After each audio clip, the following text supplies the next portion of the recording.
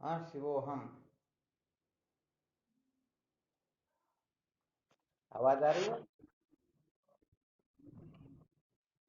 हाँ शिवोहम। हरि ओम। शिवोहम। अच्छा, क्या विषय चल रहा था अपना? हाँ शिवोहम नारायण हरि ओम। हाँ शिवोहम नारायण।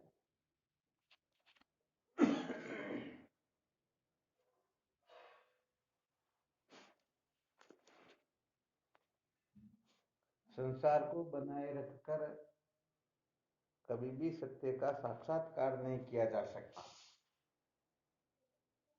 यही विषय चल रहा था ना अपना।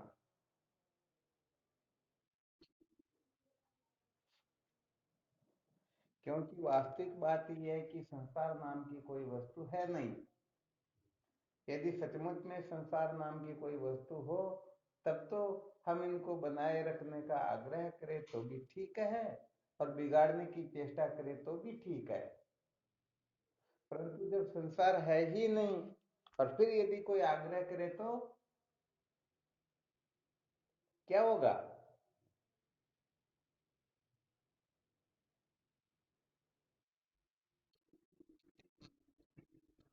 बिल्कुल ठीक बात है। तो देखो यहाँ पर केवल मात्र प्रयोजन सिद्ध करना होता है। अर्थात ऐसा समझना चाहिए, एक तो आत्म साक्षात्कार के लिए विधि की प्रक्रिया होती है, एक निषेध की प्रक्रिया होती है, और तीसरी जो प्रक्रिया होती है वो विधि निषेध दोनों को छोड़ करके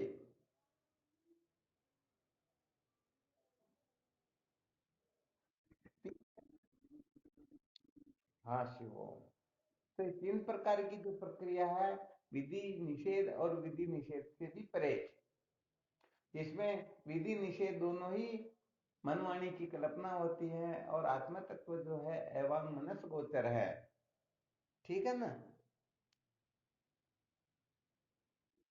तो इस दृष्टि से देखा जाए तो वास्तव में संसार नाम की कोई वस्तु है नहीं।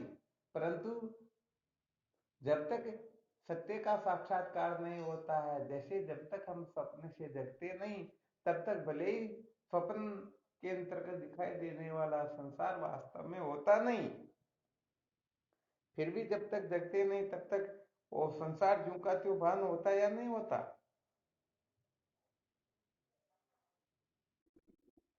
तो बस ऐसे ही ये जो नाम रूपात्मक प्रपंच प्रतीत हो रहा है, जब तक ठीक ठीक जिज्ञासा जागृत नहीं होती है, तब तक इसका हमें उपयोग कर लेना होता है। तो उपयोग छोड़ करके भी कर सकते हैं और पकड़ करके भी कर सकते हैं। अच्छा, जैसे एक छोटी सी युक्ति बता देते हैं। शास्त्रों के अंतर्गत स्वर्ग नरक का वर्णन किया गया या नहीं किया गया?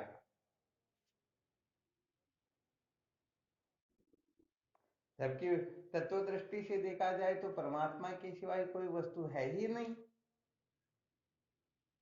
तो देखो यहाँ पर स्वर्ग नरक का जो वर्णन किया गया है, सचमुच में न तो स्वर्ग में जाने के लिए स्वर्ग का वर्णन है, और न नरक से बचने के लिए नरक का वर्णन है। बल्कि यहाँ पर यह रहस्य है कि स्वर्ग का जो वर्णन किया गया, उसके अंतर्गत केवल और केवल मात्र शुभ कर्म करवाने में ही वेद भगवान का तात्पर्य है। तो स्वर्ग में जाने के लिए स्वर्ग का वर्णन नहीं है, बल्कि शुभ कर्म कराने में करवाने में तात्पर्य है। और नरक का वर्णन नरक से बचने के लिए नहीं, बल्कि निषिद्ध कर्मों से बचने के लिए है।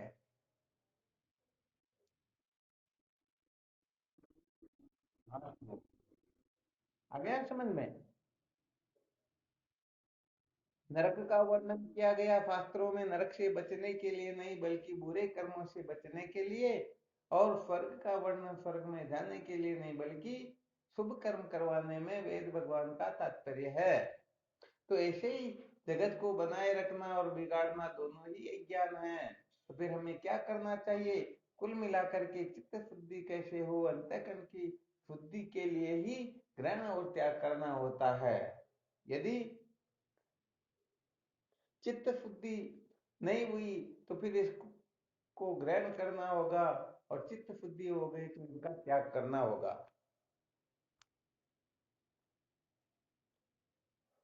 आ गया समझ में?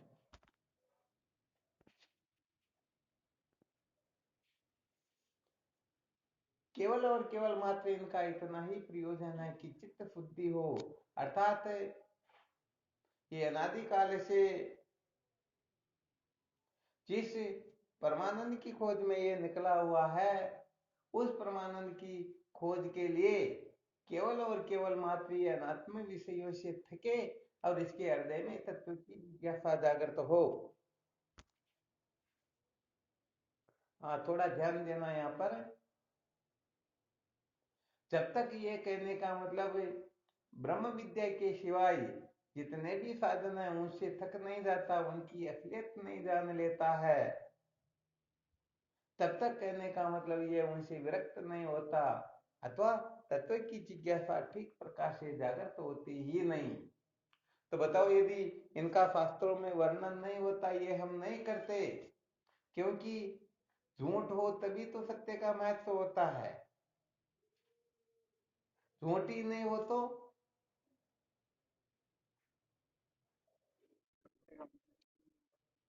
हाँ, बिल्कुल सही है। तो इसी प्रकार से संसार का जो वर्णन किया गया, ये वर्णन केवल और केवल मात्र तत्व की जिज्ञासा में ही हेतु होता है। अर्थात तत्व जिज्ञासा जागृत हो गई तो बात कुछ और हो गई, और नहीं हुई तो वास्तव में अभी तक ये जीव थका नहीं, अभी तक कुछ ना कुछ करना चाहता है।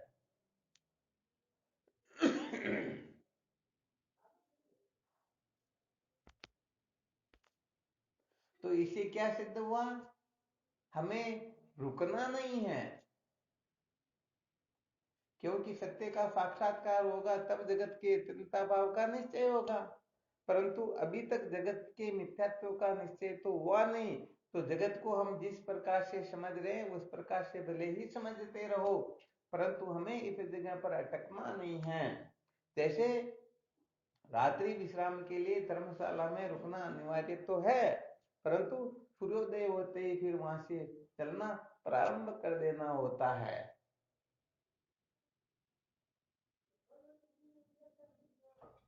तो जब तक चित्त की शुद्धि न हो तब तक ब्रह्म विद्या के सिवाय ये जितने भी साधन हैं, चाहे परंपरागत साधन हो, चाहे बहिरंग साधन हो, चाहे अंतरंग साधन हो, इनको धारण करते रहना चाहिए, इनको महत्व देना चाहिए। और जब आगे की कक्षा मिलती हो तो पहले की कक्षा का त्याग कर देना चाहिए। तो देखो, धर्म, उपासना और योग, ये तीनों ही ब्रह्म विद्या के परंपरागत साधन है। कौन से साधन?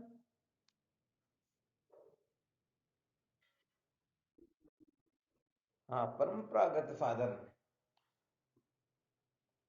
परंपरागत साधन का मतलब होता है जैसे अपने साले से जो संबंध होता है, बहुत दूर का रिश्ता कहने का मतलब।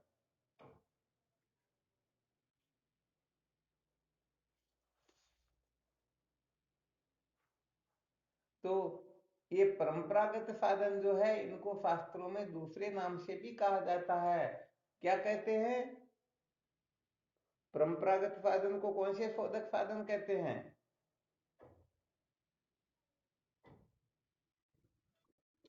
हाँ, ये बात है। अर्थात ये कर्म शोधक साधन होते हैं। अर्थात अपने जीवन में जितने भी दुष्कर्म हैं, उन दुष्कर्मों का त्याग करने के लिए धर्म, उपासना, योग की आवश्यकता होती है। धर्म के द्वारा अधर्म की निवृत्ति हो जाती है, उपासना के द्वारा वासना की निवृत्ति होती है, और योग के द्वारा विक्षेप की निवृत्ति हो जाती है। आ गया समझ में? तो ये परंपरागत साधन जो है, धर्म, उपासना, योग, ये कहने का मतलब अधर्म को, वासना को और विक्षेप को मिटा देता है। और जब तक अनंत जन्मों की ये वासनाएं या चित्त का विक्षेप या धर्म निवर्त नहीं होता है, तब तक भगवत प्राप्ति की ओर ठीक प्रकार से प्रवृत्ति होती ही नहीं। इसीलिए तो कहते हैं ना, जानिए तब ही जीव जग जागा, जब सब विषय विलास विरागा। तभी समझना चाहिए ये जीव जगा हुआ है, वरना वास्तव में यह सोया हुआ ही है। तो देखो, परंपरागत साधन की अर्थात धर्म उपासना योग का जो वर्णन किया गया है, यदि धर्म उपासना योग आदि साधन नहीं होते तो बताओ इन कर्म शोधक, अपने कर्म का शोधक होता क्या? तो इनकी भी आवश्यकता है, क्योंकि जिस प्रकार से जिनको टाइफाइड हो जाता ना, तो फिर कहने का मतलब उनको भूख लगती नहीं, उनकी भूख निवृत्त हो जाती है। और जैसे ही दवा सेवन करने के पश्चात टाइफाइड शांत होने लगता, तो धीरे धीरे धीरे फिर भूख लगने लगती है। तो ऐसे ही ये एक प्रकार का टाइफाइड होता है, अनंत जन्मों की जो आसना होती है। कहने का मतलब ये मल और विक्षेप दोष जो होते हैं, एक प्रकार से टाइफाइड ही समझना चाहिए। जिस जीव के अंतर्गत जितना मल विक्षेप दोष भरा होगा, वह उतना ही संसारी होगा। तो पूर्ण रूप से अधर्म वासना विक्षेप के पीछे पागल हो रहे हैं, तो बताओ, अरे पहले ही पात्र भरा हुआ है, अब जगह ही नहीं है तो और कुछ डाला जा सकता है क्या? नहीं डाला जा सकता है। तो जीवन में सबसे पहले धर्म उपासना योग की आवश्यकता होती है। हालांकि ये परंपरागत साधन है, ये बहुत दूर के नाते रिश्ते वाले समझ लेना चाहिए। कहने का मतलब अपने संबंधियों के संबंधी समझ लेना चाहिए, परंतु इनकी भी जीवन में आवश्यकता होती है।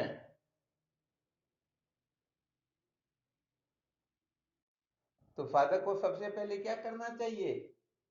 इन परंपरागत साधन को, होता क्या है कि जब तक हम इन साधनों की असलियत नहीं समझ लेते हैं, करके नहीं देख लेते हैं, तब तक कहने का मतलब मन में बना रहता है कि नहीं नहीं, उससे भी हो सकता, काम हो सकता, फालतू अपन इस तरफ चक्कर में पड़ गए। अब बताओ, जो धर्मोपासना योग का आश्रय लेकर के और फिर सम्यक प्रकार से ये निर्णय कर लेगा कि इनके द्वारा अपना अंतःकरण तो शुद्ध हो सकता है, परंतु वस्तु की उपलब्धि नहीं होती है, अज्ञान की निवृत्ति नहीं होती है, तो बताओ वह धर्म उपासना योग से ऊपर उठेगा या नहीं उठेगा? हाँ, तो ऊपर वही उठेगा जो इसका अच्छी तरह से अनुभव किया हुआ हो। किसी को बीमारी हो गई, किसी डॉक्टर के पास में गया, 6 महीने तक इलाज चला, फायदा कुछ भी नहीं हुआ, तो फिर वो आगे जाएगा या नहीं जाएगा?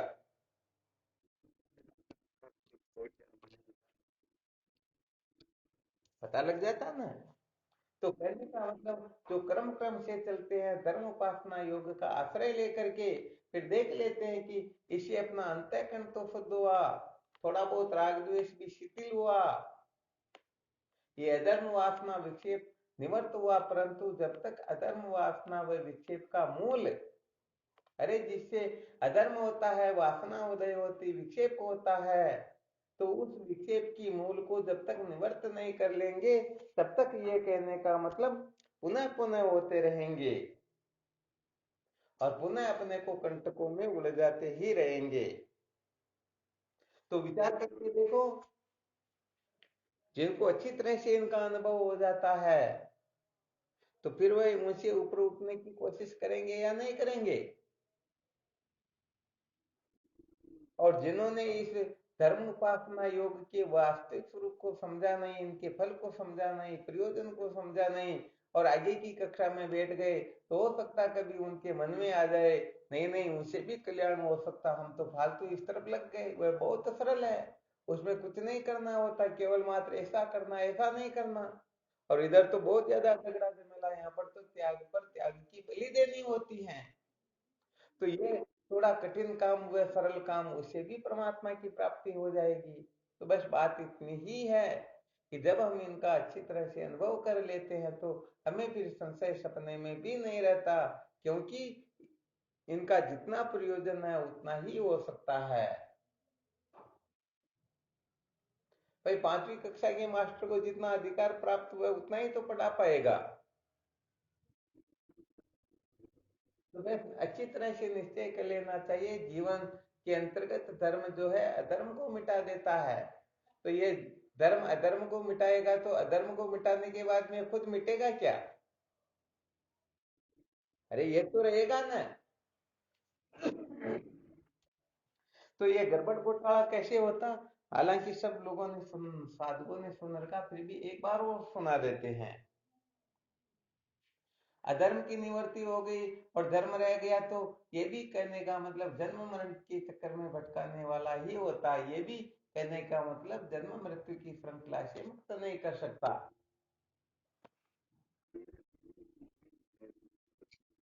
तो देखो, इसके लिए छोटा सा दृष्टांत सुना देते हैं। पंचतंत्र का दृष्टांत है, शायद सभी साधकों ने करीब करीब सुन रखा। जिन्होंने नहीं सुन रखा हो वह भी और सुन लेंगे। क्या होता है, एक वृक्ष पर बहुत सारी चिड़ियाएं होती हैं। उसी वृक्ष की खो में एक सर्प रहा करता था। सर्प ऊपर चढ़ता और चिड़िया के अंडे बच्चों को खा जाया करता। तो काफी समय तक ये कहने का मतलब क्रम चलता रहा। एक बार चिड़ियाओं ने विचार किया, यदि यही क्रम चलता रहा तो अपना वंश ही नष्ट हो जाएगा। ऐसा विचार करके समस्त चिड़ियाओं ने पंचायत बुलवाई। क्या बुलवाई?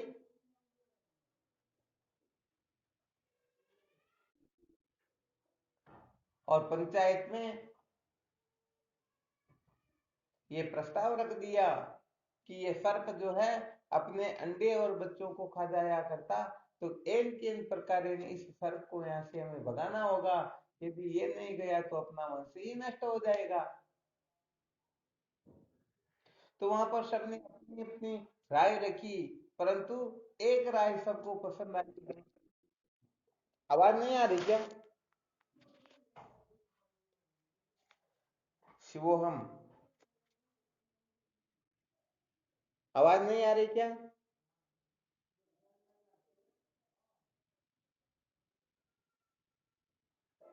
अच्छा, ये बात है क्या? आवाज नहीं आ रही है ना?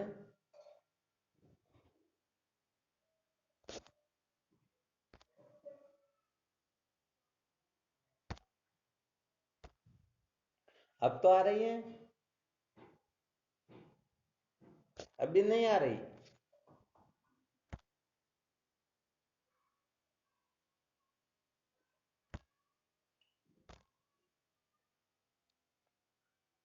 हाँ शिवोहम। अब आ रही है आवाज?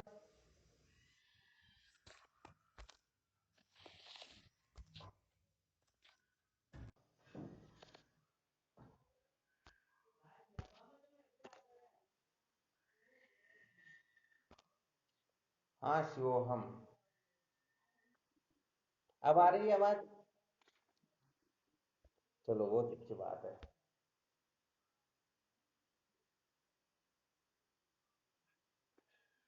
अच्छा, कहाँ तक सुना था?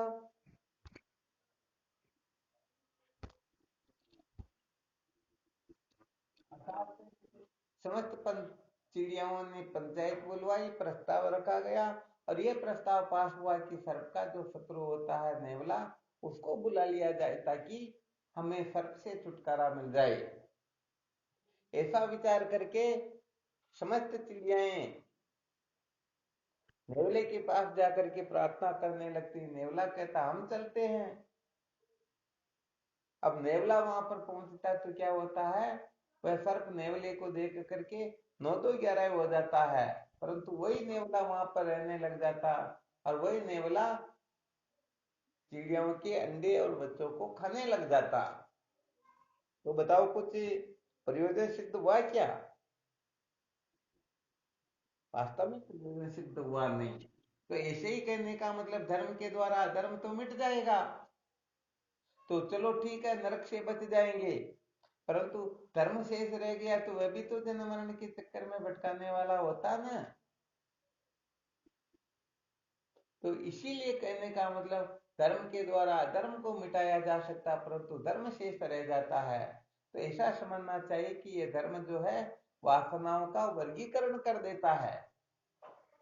वर्गीकरण का मतलब 1/2 कर देता है। जिनके जीवन में अधर्म की वासनाएं होती हैं उन सबको मिटा देता, परंतु धर्म की शेष रह जाती है। तो 50% वासनाएं जो है धर्म के द्वारा निवृत्त हो जाती हैं, परंतु 50% वासनाएं रह जाती हैं। इसीलिए कहने का मतलब धर्म जो है जीव को सदा सदा के लिए निर्भय करने के लिए जी ये धर्म जो है पूर्ण रूप से समर्थ नहीं है। अब इसे थोड़ा ऊपर उठते हैं तो उपासना की कक्षा आती है। तो धर्म तो वासना का वर्गीकरण करता है और उपासना इस वासना को एकोन्मुख कर देती है। अर्थात तो उपासना के अंतर्गत केवल और केवल मात्र इष्ट देव की ही वासना रहती है, बाकी सारी की सारी वासनाएं शांत हो जाती हैं। ऐसा समझो कि 99% वासनाएं निवृत्त हो जाती हैं, परंतु 1% वासना तो फिर भी शेष है या नहीं है। तो ये 1% वासना भी जन्म मृत्यु के चक्र में भटकाने के लिए पर्याप्त होती है। जैसे अंश मात्र अग्नि भी सबको जलाने की सामर्थ्य रखती है, नहीं रखती, ऐसे 1% वासना भी कहने का मतलब हमें जन्म मृत्यु की श्रृंखला में भटका सकती है। इसलिए फिर और इससे ऊपर उठना होता और वह कक्षा होती है योग की। तो देखो धर्म की कक्षा में वासना का वर्गीकरण होता है, उपासना की कक्षा में वासनाएं एकोन्मुख हो जाती हैं, और योग की कक्षा के अंतर्गत ये सारी की सारी जो वासनाएं हैं क्या होती हैं, निरुद्ध हो जाती हैं। आ गया समझ में? निरुद्ध होने का मतलब दब जाती है। जैसे चूहा जो है ना बिल में रहता है तब तक तो बिल्ली के भय से मुक्त रहता है, और जैसे ही बाहर निकले फिर वो चूहा तैयार बैठा है। जैसे वट वृक्ष की डाल को कोई पकड़ करके रखे तो वह वहां रुक जाती है, परंतु छोड़ते ही आ गया समझ में? तो ऐसे ही कहने का मतलब योग के द्वारा वासनाएं निरुद्ध हो जाती 100% वासना, परंतु जैसे ही समाधि से उत्थान होता है तुरंत ये सारी की सारी वासनाएं उसी समय प्रज्वलित हो जाती हैं। फिर वो का वो संसार दिखाई देता, वो का वो बंधन दिखाई देता, वो का वो कष्ट दुख आदि ये सारे के सारे प्रतीत होते रहते हैं। तो देखो कोई धर्म के द्वारा चाहे कोई उपासना के द्वारा चाहे कोई योग के द्वारा चाहे, फिर भी सच्ची बात यह है कि इनके द्वारा वो सम्यक प्रकार से मुक्ति प्राप्त नहीं कर सकता। क्योंकि क्योंकि क्या होता?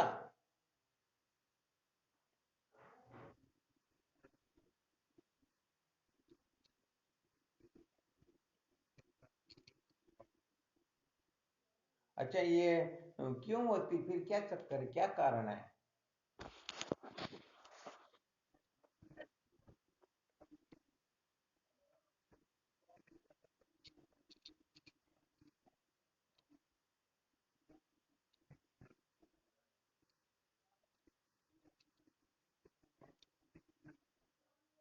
ठीक है।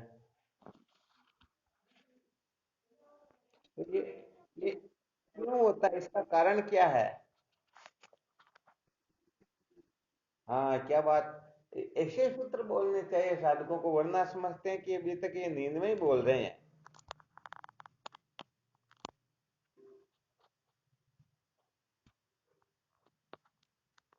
असली सूत्र जो है ना वो है,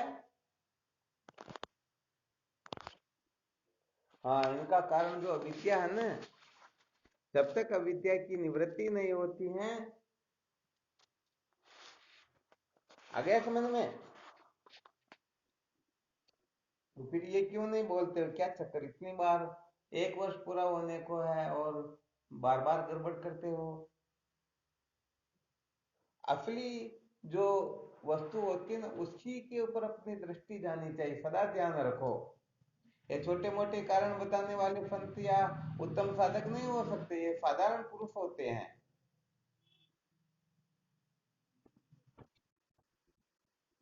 हाँ शिवोहम।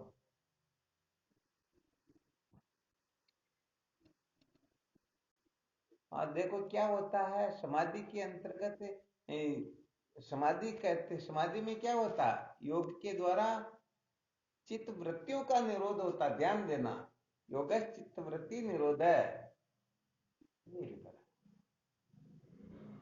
योग के अंतर्गत चित्त की वृत्तियों का निरोध होता था, चित्त का निरोध नहीं होता।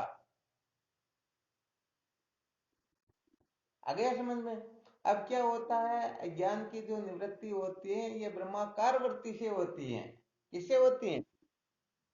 हाँ ब्रह्माकार। सदा ध्यान रखना चाहिए, बिना ब्रह्माकार वृत्ति के कभी भी अज्ञान की निवृत्ति होती ही नहीं। अब बताओ, योग के अंतर्गत चित्त की वृत्तियों का निरोध तो हो गया, परंतु चित्त तो ज्यों का त्यों है ना। और दूसरी बात है, वहां किसी प्रकार की वृत्ति नहीं रहती है, तो बताओ वहां ब्रह्माकार वृत्ति रहेगी क्या? नहीं रहेगी ना। बस यही कारण है कि योग के द्वारा अज्ञान की निवृत्ति नहीं होती। ये योग भी अज्ञान का ही कार्य है।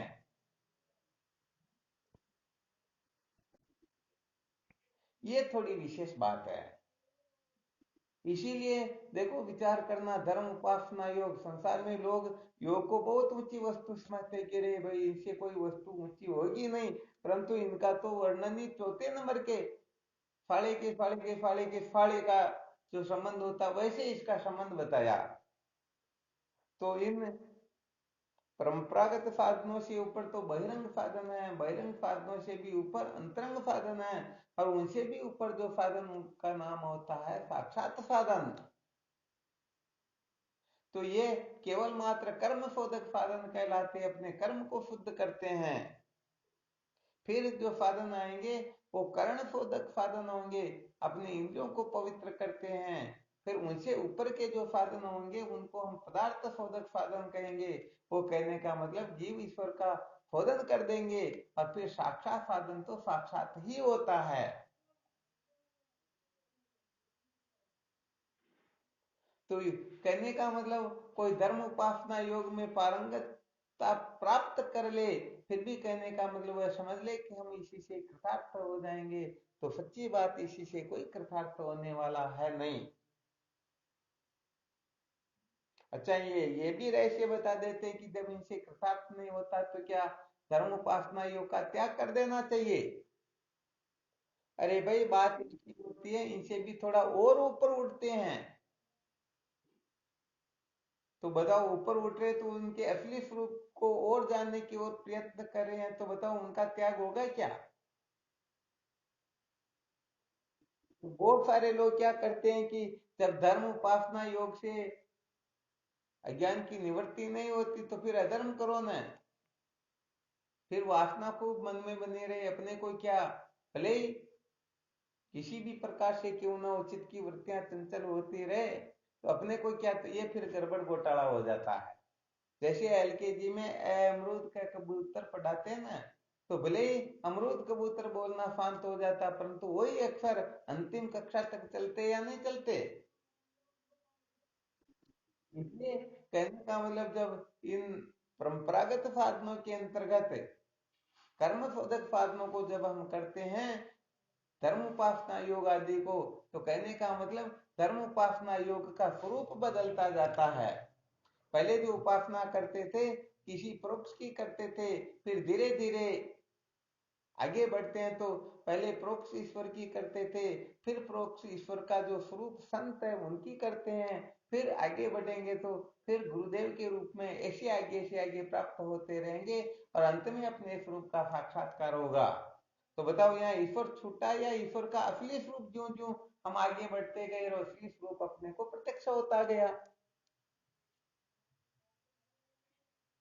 आ गया समझ में? हाँ तो यहाँ पर ऐसा नहीं समझ लेना कि अपने को धर्म उपासना इसका त्याग करना, अधर्म आदि करने लग जाए, ऐसी बात है ही नहीं। ये तो केवल अभिमान जो होता है कि मैं केवल धर्म करके ही ये विद्या के बंधन से मुक्त हो जाऊंगा, ये बेवकूफी जीवन से निकल जाती है। एक तो कर्तव्य बुद्धि से करना होता है, एक स्वाभाविक रूप से होता है।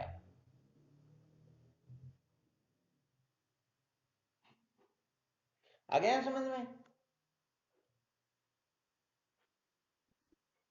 तो इसके बारे में खूब अपने को मंथन करना है, क्योंकि धर्म उपासना योग के द्वारा ही समझो अंतःकरण शुद्ध होता है। यदि अंतःकरण शुद्ध नहीं है तो सचमुच में तत्व जिज्ञासा जागृत नहीं होगी, और तत्व जिज्ञासा के अभाव में भले ही खूब वेदांत के सूत्रों का श्रवण मनन सब कुछ करते रहो, परंतु ज्ञान की निवृत्ति होने वाली है नहीं। तो मूल बात यहाँ पर यह होती है कि तत्व की जिज्ञासा ठीक ठीक प्रकार से जागृत हो।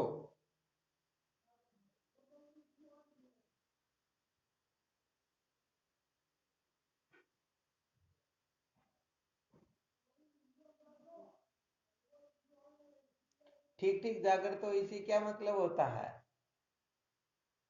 कोई ऐसा युक्ति प्रमाण दृष्टांत बता करके सिद्ध कर सकते हैं क्या इसको?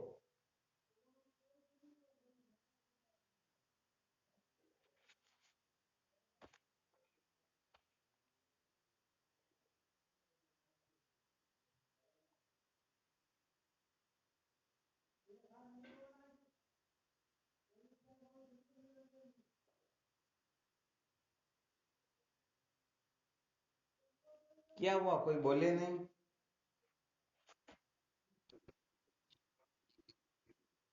प्रश्न क्या था?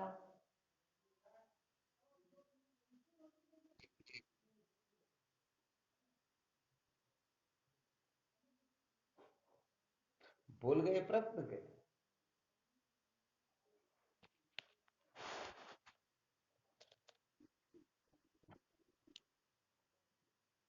हाँ, चलो ठीक है, इसी का दृष्टांत दे दो चलो।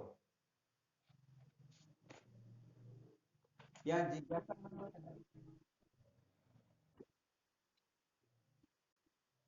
नारद जी का क्या है? नहीं, वो बात नहीं है, वो तो आगे की बात है।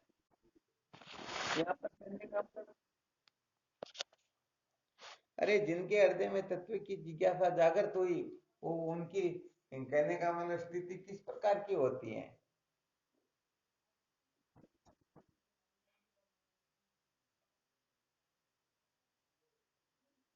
जैसे समझ सकते हैं कि किसी को कह दिया जाए, अरे भाई फलानी जगह पर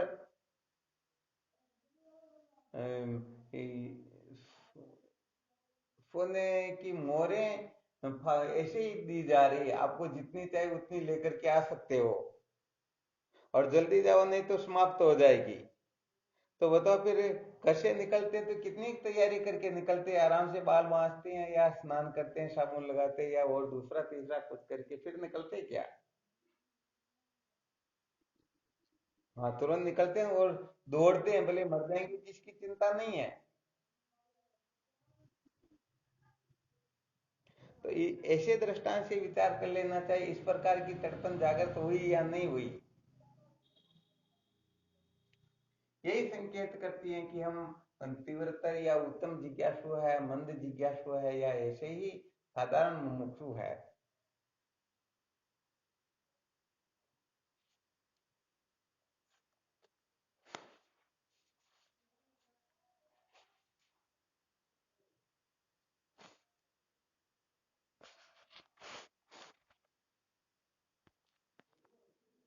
चलो ठीक, फिर भी विचार करते रहना। कुल मिलाकर के संसार को बनाए रखकर सत्य का साक्षात्कार नहीं किया जा सकता। तो संसार को बनाए रखने का आग्रह दिमाग से निकाल करके इसका उपयोग जैसे होता वैसे कर लेना चाहिए। और सिद्धांत यही है कि वास्तव में कोई भी कभी भी किसी भी प्रकार से अंश मात्र भी संसार को बनाए रखकर सत्य का साक्षात्कार नहीं कर सकता है, ये विशेष बात है।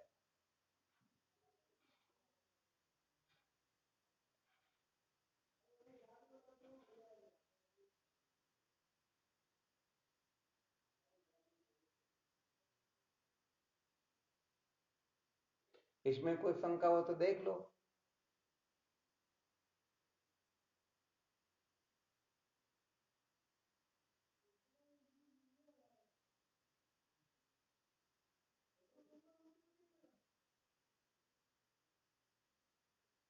अच्छा, किसी को किसी भी प्रकार की शंका उदय नहीं होती क्या?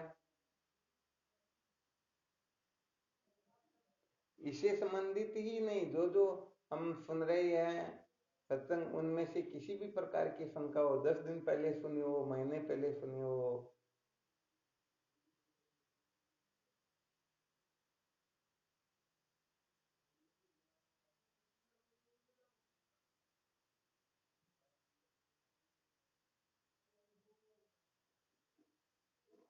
तो चलो ठीक, विशेष रहस्य थोड़ा और बता देते हैं, विशेष सूत्र बता देते हैं। जैसे ये संसार बनाना ही रहता है, ये निरंतर परिवर्तनशील है, ऐसे ही अपना देह इंद्रिय प्राण मन बुद्धि ये सब बदलने वाले हैं। ये है जैसे कि तैसे रहने वाले है नहीं। इसलिए यदि कोई देह को इंद्रिय को प्राण मन बुद्धि को बनाए रखना चाहता है, परिवर्तन नहीं होने देता है, तो समझ लेना चाहिए वह भी ब्रह्म विद्या का अधिकारी क्या है? हाँ, नहीं है। इसलिए ये कहने का मतलब सारे के सारे अनित्य है, तो इनमें कहने का मतलब परिवर्तन होता रहेगा, ये इनके हिसाब से चलते रहेंगे। अपने को इनके पीछे पागल न हो करके वास्तव में सत्य क्या इसका अनुसंधान करना चाहिए। अरे भाई, रास्ते में चल रहे हैं तो अनेक प्रकार के दृश्य देखने को मिलेंगे। उन दृश्यों को देख करके वहां पर अटक नहीं जाना है, वहां पागल नहीं होना है, अपने को चरवेती चरवेती चलते रहना है। तो ये सारे के सारे अनात्म धर्म जो है ये इनके हिसाब से चलते रहेंगे, अपने को यहाँ ज्यादा अटकना नहीं है, और केवल मात्र सत्य के साक्षात्कार को महत्व देना है। ऐसा नहीं कि मेरा शरीर ऐसा हो जाएगा, इंद्रिया ऐसी हो जाएगी, मन बुद्धि ऐसा हो जाएगा तब मैं सत्य का साक्षात्कार करूंगा। तो यही संसार को बनाए रखना होता है। अथवा मेरी मान्यता नष्ट न हो, मेरी जो जानकारियां हैं इसका कोई खंडन न करे, ये सारी की सारी बातें कहने का मतलब संसार को बिगाड़ करके परमात्मा प्राप्ति करने वाली बात हो जाती है। तो कहने का मतलब ये संसार बना रहे या बिगड़ जाए, अपने को इसकी परवाह नहीं करनी है, क्योंकि अपने को तो इस संसार के अधिष्ठान का साक्षात्कार करना है। बिना अधिष्ठान ज्ञान के कोई भी अविद्या के बंधन से छुटकारा प्राप्त नहीं कर सकता। इसलिए देह इंद्रिय प्राण मन बुद्धि के प्रति ज्यादा आग्रह न रख करके कुल मिलाकर के ब्रह्म विचार कैसे जागृत हो, इतनी सी तैयारी कर लेनी चाहिए। बल्कि पूरा ठेका अपने को नहीं लेना चाहिए कि नहीं नहीं 100% अधर्म निवर्त हो जाएगा, वासना निवर्त हो जाएगी, विक्षेप निवर्त हो जाएगा, तब हम ब्रह्म विद्या के अधिकारी होंगे, ऐसी बात होती ही नहीं। अरे जब 100% ये निवर्त हो ही गया तो फिर ज्ञान की भी क्या आवश्यकता है, होगी क्या? अरे भाई, जैसे कोई मंदिर में किसी को कहे तू मंदिर में जाया कर, अरे भाई मैं मंदिर में कैसे जाऊं, मैं तो बीड़ी सिगरेट पीता हूँ, गुटखा सुपारी खाता हूँ, मैं मंदिर में जाने के लायक नहीं हूँ। अरे भाई, उनके बात समझ में नहीं आ रही। ये बीड़ी सिगरेट पीते हो, गुटखा सुपारी खाते हो, शराब मांस का सेवन करते हो, इसीलिए तो मंदिर जाने की जरूरत है, ताकि ये अवगुण छूटे। और यदि अवगुण छूट गया तो फिर मंदिर में जाकर के क्या करोगे, फिर तो महापुरुषों की खोज करो ना। आ गया समझ में? तो ऐसे ही कहने का मतलब किसी के प्रति आग्रह तो रखना ही नहीं चाहिए। अपने को आग्रह यदि रखना हो तो बस अविद्या के बंधन से छुटकारा कैसे हो, बस सबसे अधिक इसी के लिए रखना चाहिए। और जब सचमुच में अविद्या के बंधन से मुक्त होने की सच्ची तड़पन जागृत हो जाती है, तो ये बाकी के जितने भी है ये सारे के सारे स्वाभाविक रूप से होने लगते हैं। फिर उनके अंतर्गत ये अधर्म वासना विक्षेप और अपने आप अपने अपने नियम से स्वतः शांत होने लगते हैं। भाई यहाँ से हरिद्वार जा रहे हैं तो 2-5 हजार रुपए साथ में लेके जाना होगा या ऐसे ही चले जाएंगे? अब पैसे तो साथ में ले लिया और एक पैसा भी मेरा खर्च नहीं होना चाहिए, तो बात बनेगी क्या? हाँ, चाहे आप कितने भी कैसे क्यों ना रहो, परंतु पैसे तो खर्च होंगे भाई। आ गया समझ में? हाँ, तो ऐसे ही इस जगह पर समझ लेना चाहिए। तो कुल मिलाकर के अनात्म पदार्थों के प्रति ज्यादा आग्रह नहीं रखना चाहिए। यदि बनाए रखने की आवश्यकता हो तो वह देख लो, बिगाड़ने की आवश्यकता हो तो वह देख लेना चाहिए, परंतु बनने के पहले और बिगड़ने के पश्चात जो वस्तु रहती है उसका साक्षात्कार ही हमें करना है। और उसके साक्षात्कार के लिए त्याग करना हो तो त्याग करो, ग्रहण करना हो तो ग्रहण करो, क्योंकि ग्रहण त्याग जीवन का सार नहीं है। आ गया समझ में? हाँ, असली बात यही है, असली बात है अविद्या के बंधन से छुटकारा।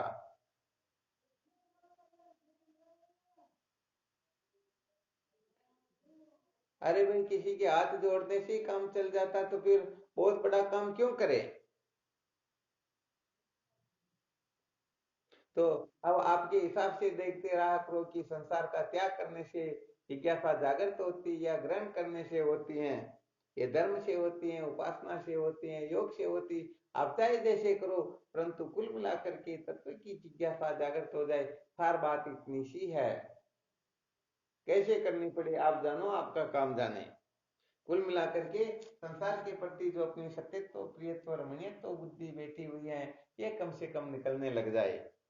हम इनके पीछे पागल न हो, इन्हीं को अपने जीवन का लक्ष्य न बनाए, इनके लिए हम मरने मारने पर उतार वो न हो जाए, इतना तो समझ में आ जाना चाहिए ना।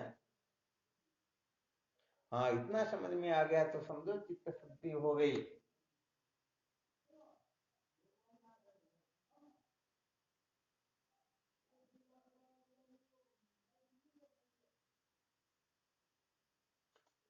अब इसमें कोई संशय हो तो देख लो, कल फिर विचार करेंगे।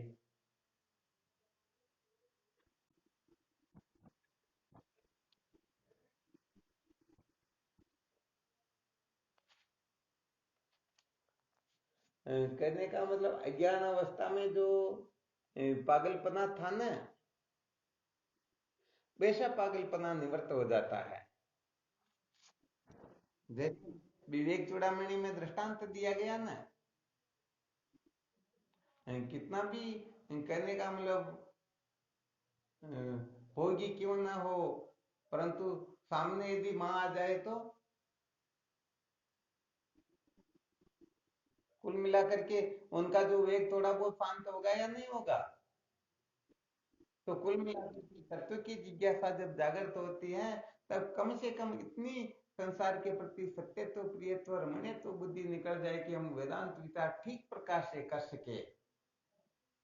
परंतु होता क्या कि करने तो बेटे वेदांत विचार, और सपना देख रहे पता नहीं कहीं कहीं का, तो इतनी बुद्धि तो निवर्त होनी चाहिए ना।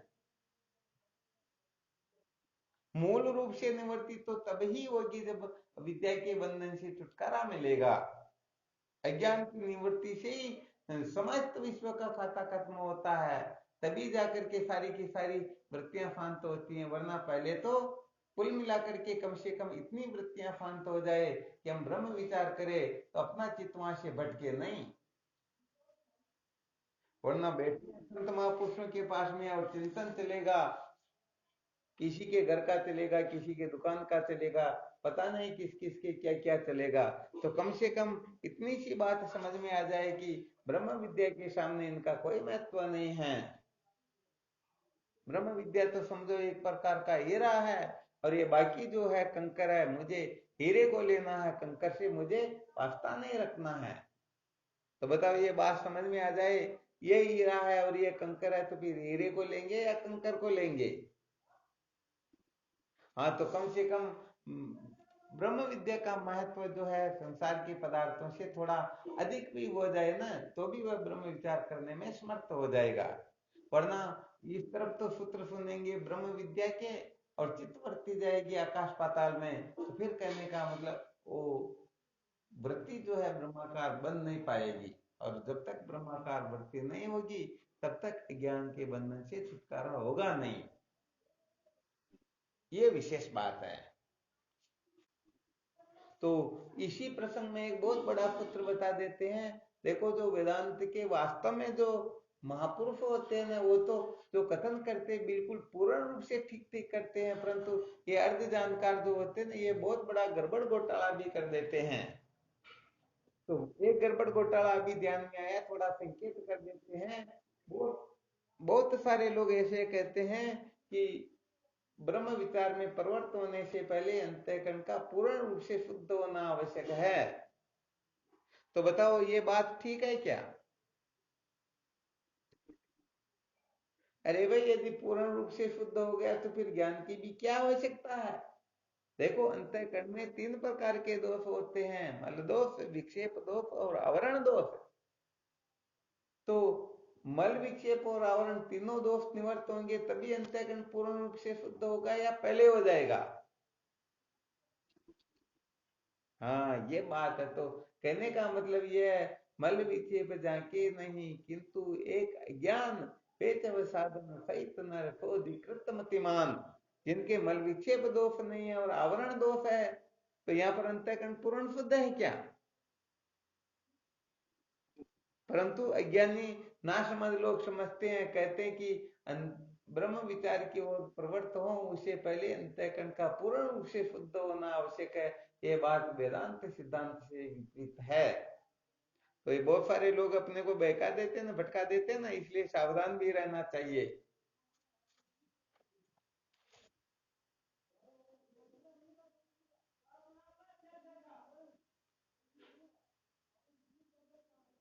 तो कुल मिलाकर के इतना सा मल और विक्षेप दोष निवृत्त हो जाए कि अपन ब्रह्म विचार सहज में कर सके, या इतनी सी बात समझ में आ जाए कि ज्ञान से श्रेष्ठ कोई वस्तु है ही नहीं।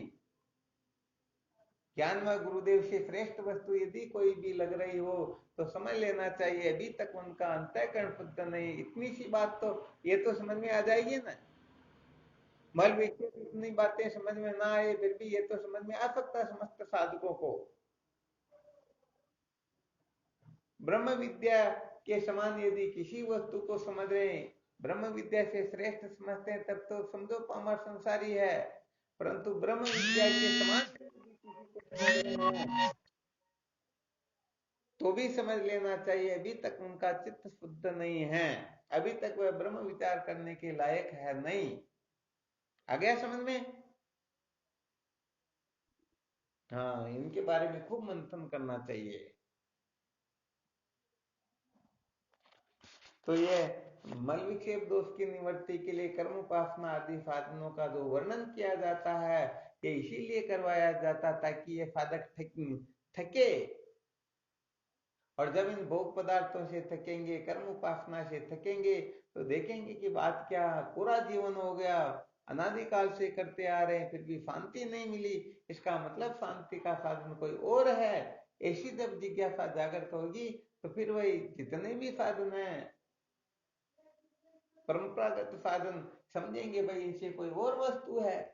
फिर वह कहने का मतलब करण शोधक साधनों को महत्व देगा, परंतु उसे भी जब सदा सदा के लिए शांति नहीं मिलेगी तो फिर वह पदार्थ शोधक साधनों को महत्व देगा, और उसे भी नहीं तो फिर कहने का मतलब साक्षात साधन, जैसे साक्षात साधन प्रकट होता है उसी समय विद्या को भस्मीभूत कर देता, और इसी का नाम जीवन की सार्थकता है।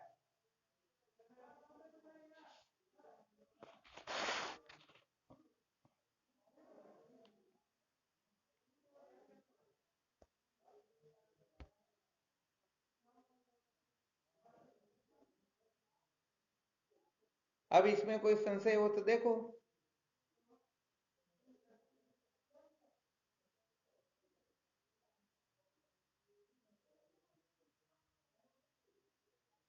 कोई संशय नहीं। हाँ, शिवोहम।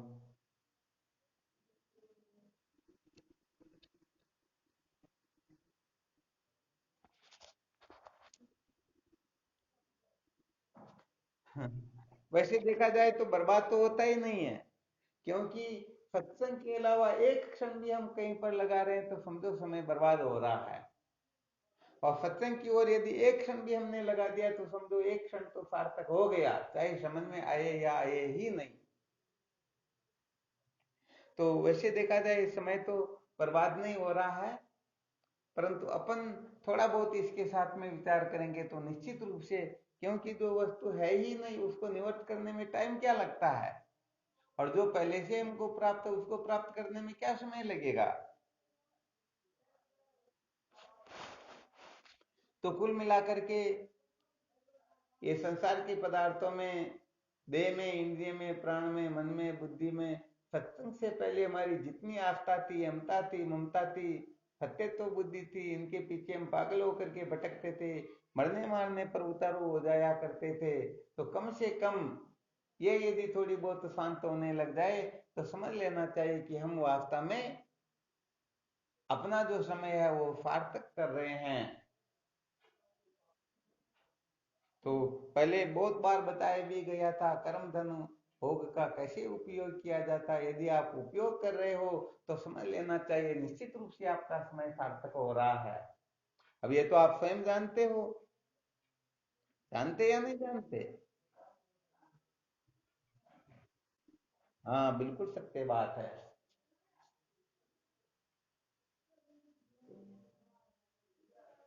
तो सत्संग के अलावा जितना भी समय व्यतीत हो रहा है वो सब निरर्थक जा रहा है, ये पक्की बात है। इसीलिए तो कहते हैं कि चक्रवर्ती सम्राट के साथ रहना भी अच्छा नहीं है, पता नहीं वो किस समय रुला दे। और महात्माओं के साथ रहना सदा अच्छा है, पता नहीं किस समय विद्या के बंधन से मुक्त करवा दे।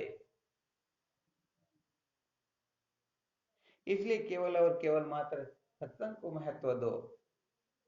ये संस्कार कहने का मतलब कभी नष्ट होने वाले नहीं है। जो अभी सुन रहे हैं ना, ये सारे के सारे संस्कार अपने को जन्म मरण के बंधन से मुक्त करके फिर ही शांति लेंगे, चिंता करने की आवश्यकता है ही नहीं। निश्चित रूप से अविद्या के बंधन से मुक्त कर देंगे। थोड़ी थोड़ी अपनी जो नासमझी होती है उसको धीरे धीरे निकालते रहना चाहिए।